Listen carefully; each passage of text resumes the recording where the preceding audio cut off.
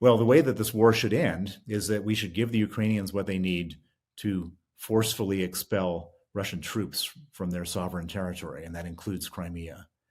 And then after that, once Russia is defeated in Ukraine, we should provide NATO membership to Ukraine, and we should provide them with enough financial resources to rebuild.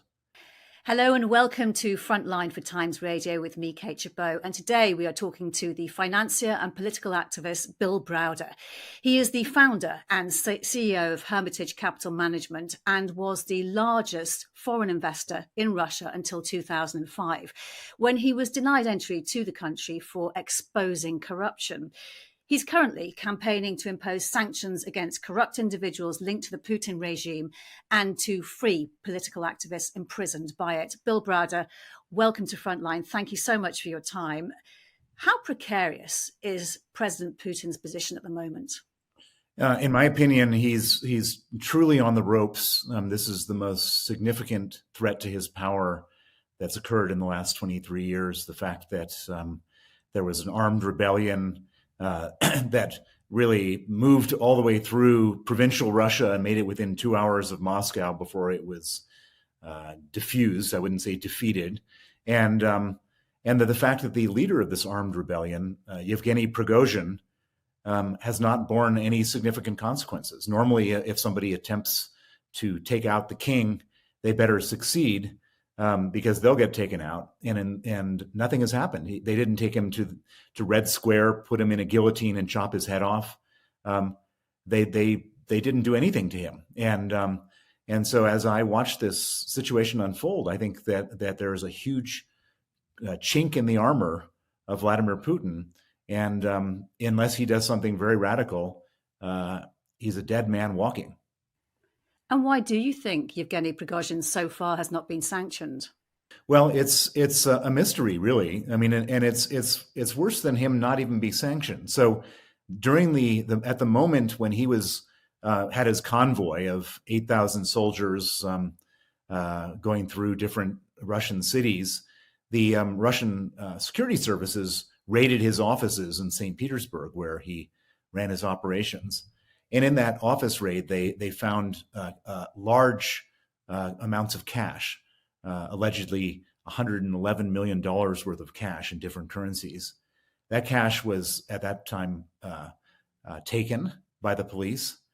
And as I understand it, that cash has now been returned to him. So not only has he not, nothing has happened to him, but even the cash that they had grabbed, they gave it back to him. And so there's something very fishy going on. And so why is that? Well, there's a number of things on the surface that we know, and a lot of things underneath the surface that we don't know. But what we do know on the surface is that Yevgeny Prigozhin is one of the few competent military men in Russia, and he was using his military competence to run operations in Africa. And there's 17 different Wagner mercenary operations in Africa, where that's effectively how Russia runs its foreign policy in Africa. So if he were to be killed or in some way taken out of circulation, then the entire Russian foreign policy in Africa and other places, Syria, for example, would probably either collapse or end up being put in a very precarious place.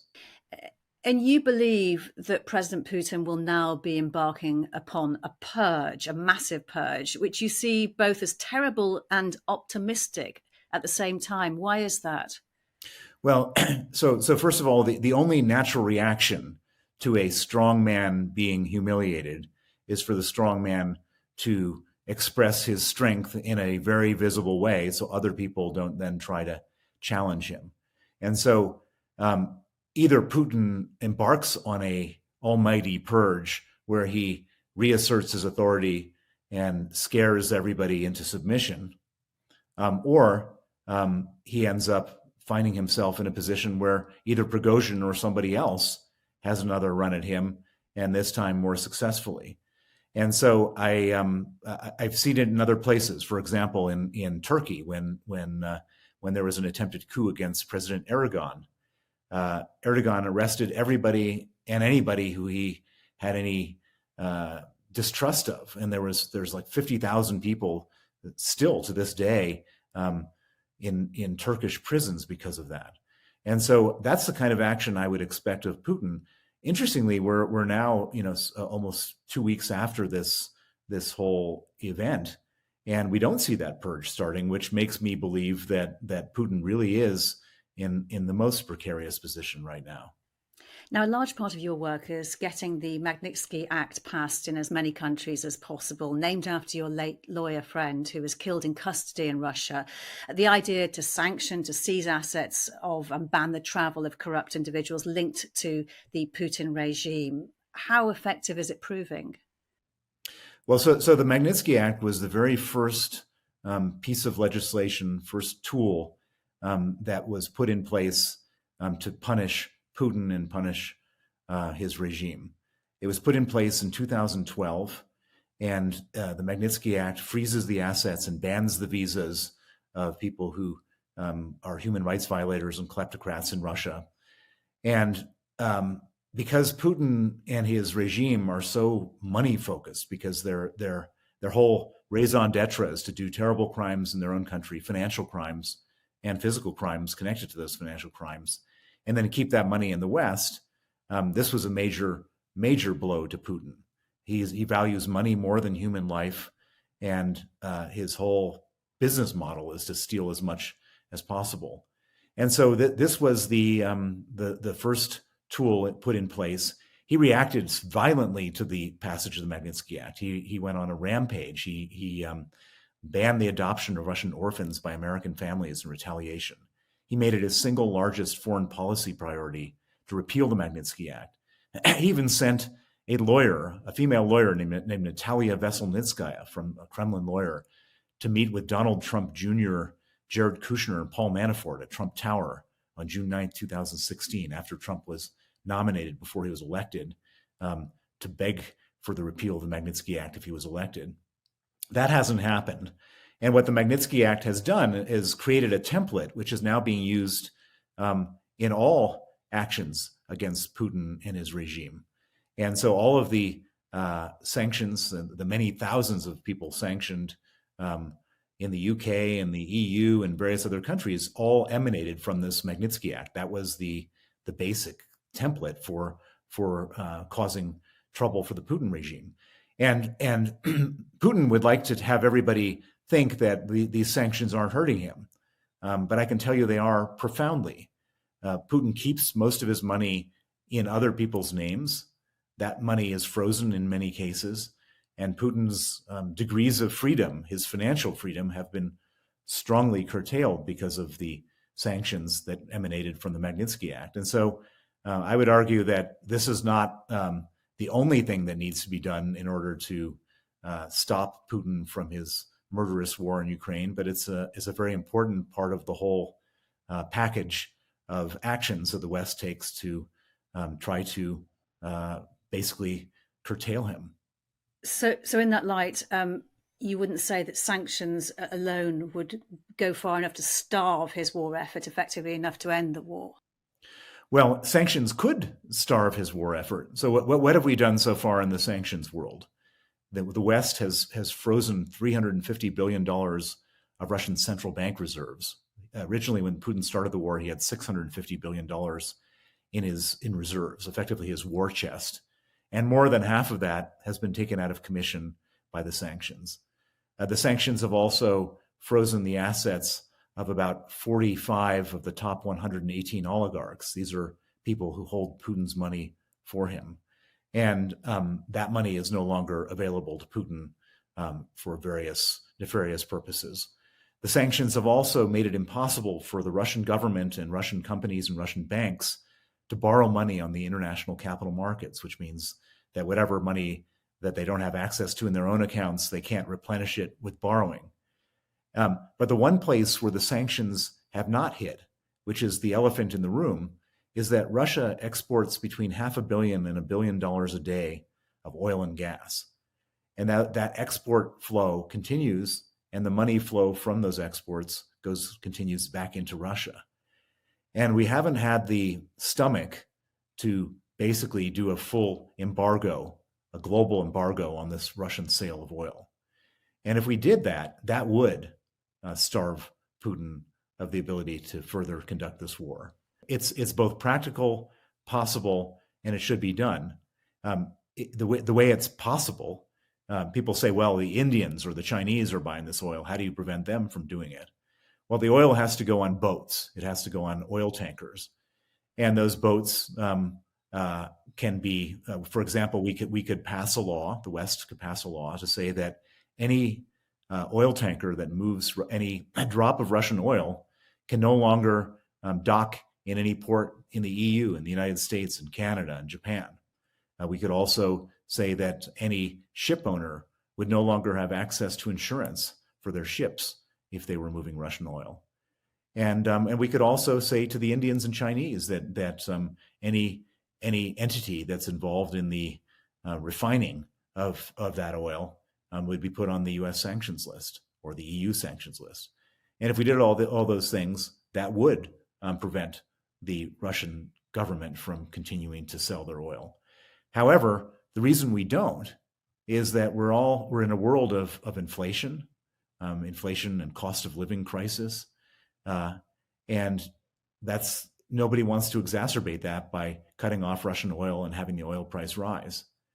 And so that's the real elephant in the room. If we were to stop the flow of oil from Russia to the West, the money would run out and Putin wouldn't be able to conduct his war.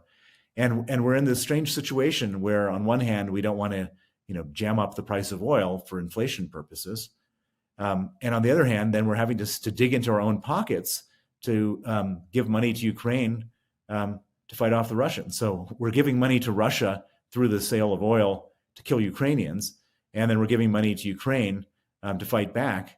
The easy solution is to not have Russia have any more money. Makes total sense when you explain it like that. Now, a large part of your work is trying to free political prisoners in Russia. And we in particular have been following the incarceration of the American journalist Evan Gershkovich. You are campaigning for you are campaigning for Vladimir Kara-Murza, a Russian British national, to be freed. Tell me a bit more about your colleague and what you know about his condition. So Vladimir Kara-Murza is a Russian-British journalist and opposition activist. He was born in Russia. He came to the UK in his teenage years. He studied at Cambridge University and got his degree in history and political science from Cambridge. He went back to Russia as a journalist, and then eventually what he saw under the Putin regime was this unbelievable criminality, and he became a political opposition activist. As part of his opposition work, he joined me in the campaign to get Magnitsky Acts passed across the world. And he explained to many parliaments and governments how important it was that the West didn't enable Putin and didn't allow him to commit these terrible crimes in Russia and keep their money safely in our banks in the West. And his testimony was extremely powerful, very valuable, and was responsible for the Magnitsky Act being passed in the United States and 34 additional countries after that. Vladimir Putin hates the Magnitsky Act because it targets everything he cares about, which is money. And in retaliation, Vladimir Putin tried to have Vladimir killed. He was poisoned in the summer of 2015 with an unknown nerve agent, which caused him to go into a coma, multiple organ failure, and the doctors gave him a 5% chance of survival. He miraculously survived. He then returned to Russia. He went through a year of rehabilitation, but then he returned to Russia to continue his campaign against the Putin regime. And he was poisoned with the same poison in 2017. Thankfully, the same doctors that treated him in 2015 were able to save his life a second time. And then when the war started, when Putin invaded Ukraine in February of 2022, about a month later, he went back to Russia against the advice of me and all of his friends to protest the war. He went on to MSNBC and CNN, openly calling the war a war, which is illegal in Russia. People who do that get sentenced to 8 years in prison. He then went further and called Putin a war criminal and a mass murderer. And he was subsequently arrested the same day as the CNN interview. And they then charged him with a number of crimes, including high treason. And he was found guilty and sentenced to 25 years in prison.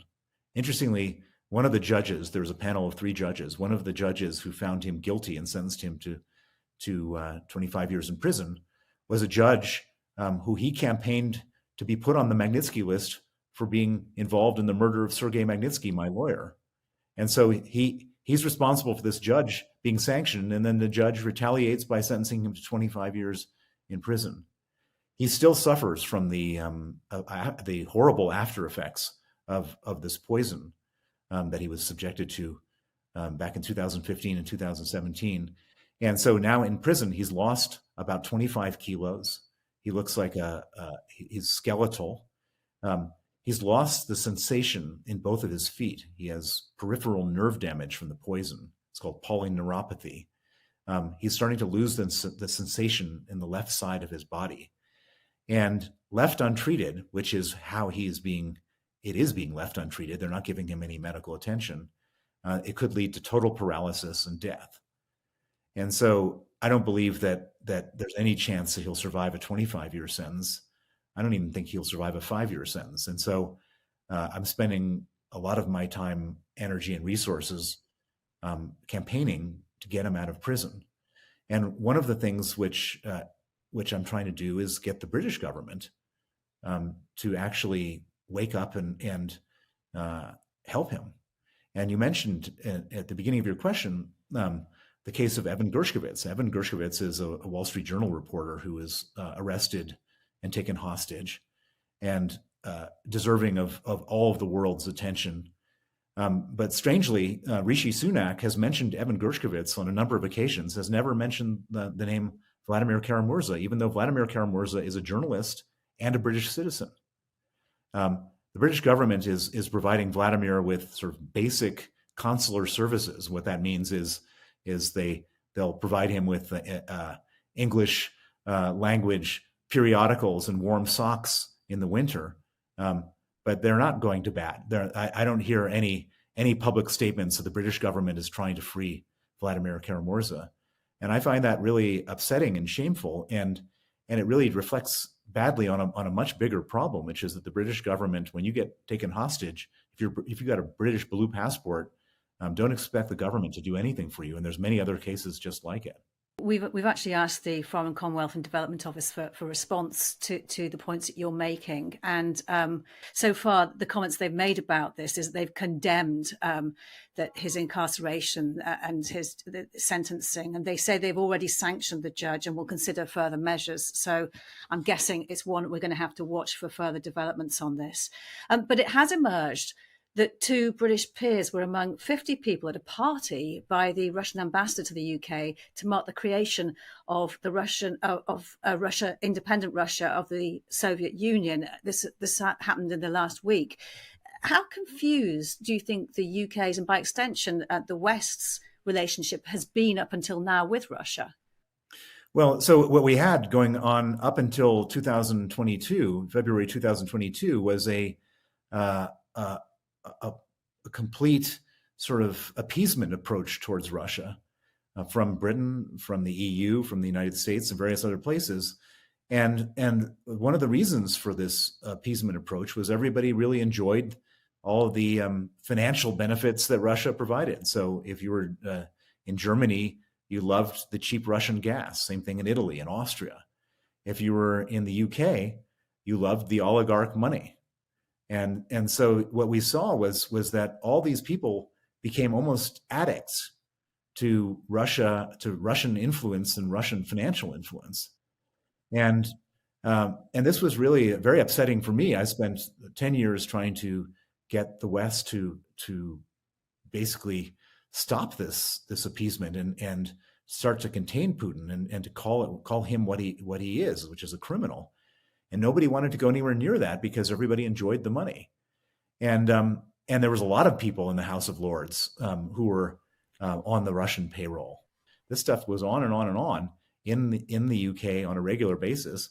And everybody sort of stopped. And now we discover that there are 2 members of the House of Lords going to the Russian embassy to celebrate Independence Day for Russia from the Soviet Union, while Putin is bombing civilians in Ukraine. It's shocking. If we're to look a little further at the confused standards, can I ask the same question about China? Because we see the US Treasury Secretary in Beijing this week.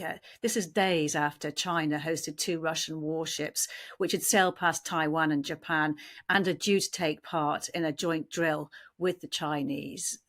What do you think of those circumstances? Well, I mean, we're falling into the same exact trap we did with Russia. So everybody said, yes, Russia, Putin's bad, but we need to do business with him. Then look what we've done. We've provided, we sort of enabled him, and we gave him the sort of green light that he could go into Ukraine and nothing would happen. And now we're doing the same thing with China. China is a hostile dictatorship. They just took over Hong Kong. They violated and abrogated all sorts of terms of the treaty that was signed. They're now eyeing up Taiwan. They're imprisoning Uyghurs in concentration camps.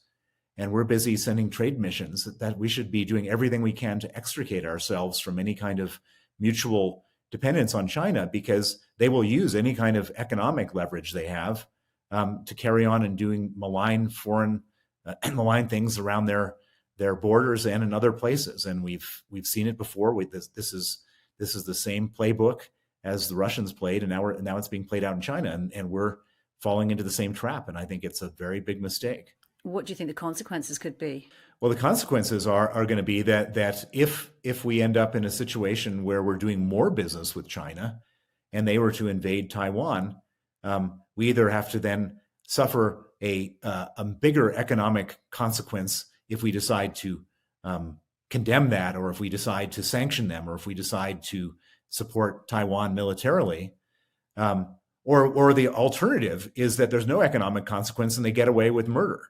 And either of them are 2 things that we don't want to have happen. And so the ideal situation is to, instead of expanding our economic interactions with China, we should be cutting them down, cutting them off. And so that by the time, even if there's a short-term cost, so we don't end up having a major long-term cost like we're seeing with the war in Ukraine. You've talked about the need for a more muscular foreign policy when a country invades another in Europe. Where has the foreign policy gone wrong? Well, the foreign policy went wrong. The entire foreign policy was a Chamberlain-esque policy of appeasement up until the moment that Putin rolled across the border on February last year. We have been just craven appeasers of Vladimir Putin, and that foreign policy didn't work. And if we had a foreign policy like we actually have right now as far as Russia is concerned, which is a very tough policy, if we had done that after, for example, the invasion of Georgia in 2008, Putin might not have moved on Crimea. Or if we had a very tough policy after he moved on Crimea, he might not have had the confidence to do a full-scale invasion of Ukraine last year. Everything is all about rewards and risks. Every dictator looks at what's available to them, what kind of actions they can take that would be helpful to them. And in Putin's case, it was helpful to him to invade Ukraine because his power was waning after 23 years as president. And he thought that a good foreign invasion would elevate his approval ratings.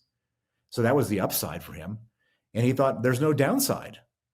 Every time I've done something bad, these guys all just carry on, do business with me. They all very narrowly just want the money to continue to flow. And so he was under the impression that he was going to go into Ukraine. We were going to issue a few statements and carry on doing business with him. And if he had seen that there was a risk that was so great that the reward wouldn't be justified, he might not have done it. And that's what a muscular foreign policy means, which is creating enough sense of consequence and creating consequences when necessary, so that both the people you're dealing with and others who are looking on don't have the impression that you're a pushover. And that's why we need to be much more aggressive about China and perhaps even more aggressive about Russia in terms of oil, not allowing them to sell their oil, providing more lethal weapons to Ukraine. Where are the F-16s? What about these long-range missiles that they're asking for, et cetera. Of course, members of NATO are meeting in Vilnius next week. And it's not that long ago that the French president actually described NATO as brain dead. What do you think NATO needs to do going forward? Well, it's pretty obvious that Russia invades countries that are not NATO members and doesn't invade countries that are NATO members. So there's going to be a moment in time when Ukraine will have hopefully pushed back Russia out of their borders. And one of two things will happen after that. Either Russia will then rearm and have another go, or Ukraine joins NATO and Russia doesn't do it anymore. It's as simple as that. And everybody says we don't want to directly be involved in a war with Russia, and therefore we don't want Ukraine to be part of NATO because they're involved in a war with Russia. Well,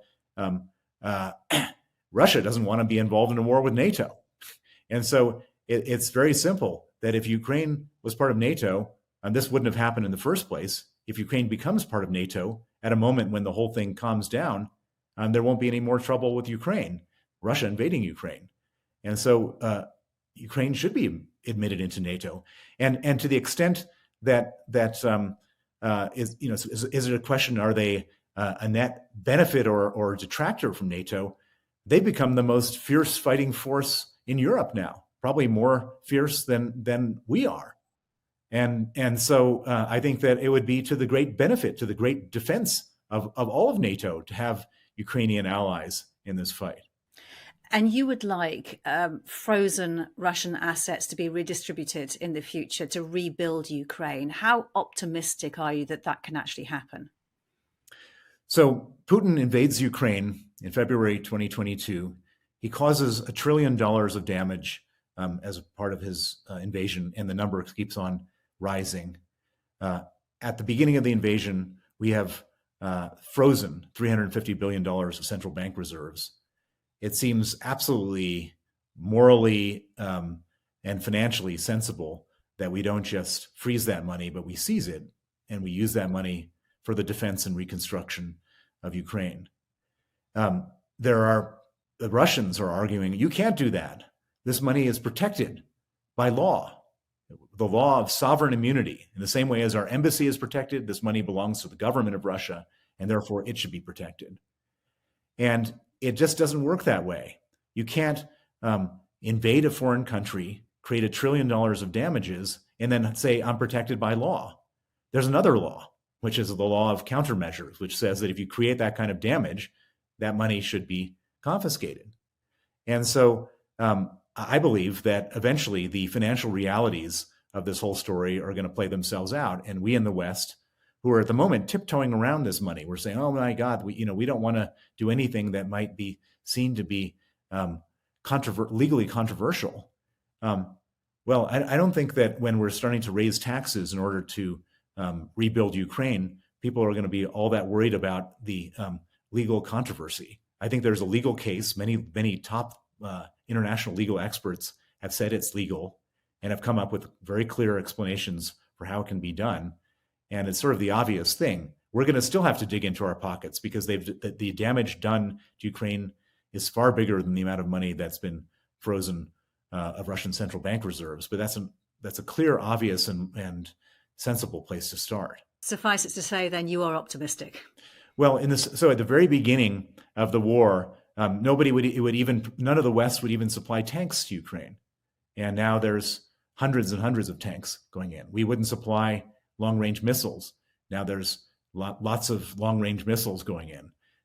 I believe that I don't know whether it's a year or 2 years or 6 months, but I believe that it's sort of a no-brainer that this is going to happen, because why would we basically allow Russia to use law to protect their money when they're violating the law in such a profound way and killing so many people and creating so much damage to Ukraine? It doesn't make any sense.